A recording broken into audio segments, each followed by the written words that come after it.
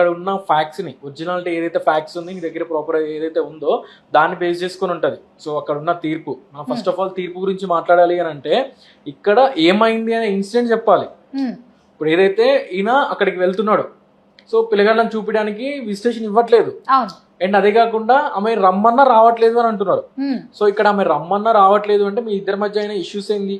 And అదే కాకుండా ఒకవేళ మీ మధ్య సివియర్ ఇష్యూస్ అవ్వట్లేదు, నార్మల్ ఇష్యూస్ కే మీ ప్రతిసారి అలిగి ఇంటికి వెళ్ళిపోతుంది. ఆ సిచ్యువేషన్ లో ఏంది అని అంటే లీగల్ గా ఎవరైనా రావాలి అన్నా భయపడుతూ ఉంటారు.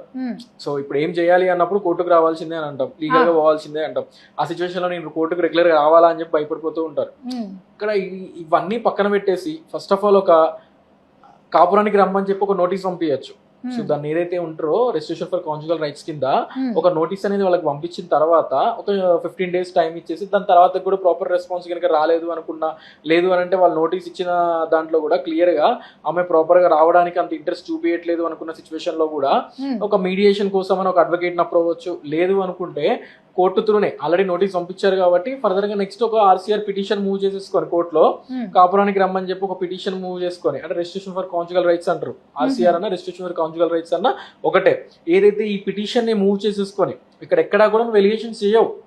ఏదైతే మా ఇద్దరి మధ్య ఇట్లా మిస్టేక్స్ అయిపోయినాయి, సో ఆమె అలిగి పుట్టింటికి వెళ్తా ఉంది సో అని చెప్పేసి ఒక ప్రాపర్ రీజన్ గా ఒక ప్రాపర్ రీజన్ అనేది ఆ గ్రౌండ్ ని బేస్ చేసుకొని మనం పిటిషన్ మూవ్ చేయడం జరుగుతూ ఉంటది. సో అక్కడ ఏదైతే కాపురానికి ఆమె రావట్లేదు కాబట్టి ఆ ప్రొసీజర్ అది నడుస్తూనే ఉంటది.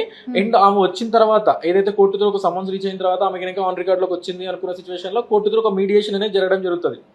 ఆ మీడియేషన్ లో ఏదైతే ఆమె పద్ధతిని బట్టి ఆమె ఒపీనియన్ అనేది బయటికి తెలుస్తుంది. ఎందుకు అనంటే అక్కడ ఉన్న మీడియేటర్స్, అక్కడ ఎవరైతే మీడియేషన్ చేస్తారో కోర్టులో ఉన్న మీడియేషన్ చేసేవాళ్ళు ఆ పర్సన్స్ చాలా మందిని పర్ డేకి చాలా మందిని చూసి ఉంటారు. సో అక్కడ వాళ్ళు మాట్లాడే విధానము అండ్ అదే కాకుండా వాళ్ళ వే ఆఫ్ టాకింగ్ ఇవన్నీ వాళ్ళు క్యాలిక్యులేట్ చేసేసి ఈమె పద్ధతి ఏంది, సో ఇక్కడ మిస్టేక్ ఎవరిది ఉంది, తనదుందా వాళ్ళ హస్బెండ్ ఉందా, అండ్ అదే కాకుండా ఈమె వీళ్ళ పేరెంట్స్ వల్ల ఈమె కనుక మోటివేట్ అవుతుందా, లేదా అని అంటే హస్బెండ్ వాళ్ళ పేరెంట్స్ వల్ల ఈమె కనుక ప్రెషర్ గా ఫీల్ అయ్యి బయటకు వచ్చిందా, ఇవన్నీ ఒక రిపోర్ట్ బేస్ చేసుకొని ఒక రిపోర్ట్ అనేది కోర్టుకు సబ్మిట్ చేయడం జరుగుతూ ఉంటది. దాన్ని బేస్ చేసుకొని ఒకవేళ వాళ్ళు కలవాలి అనుకుంటే కలుసుకోవచ్చు, లేదు వాళ్ళకి కలవాలి అని లేదు సో ఓకే దాని ఫర్దర్ గా కౌంటర్ వేసుకోవడం జరుగుతుంది. అప్పుడు అది కంటెస్టెడ్ కింద వెళ్తూ ఉంటది. ఆ ప్రొసీజర్ అనేది మనకి నడుస్తూనే ఉంటది.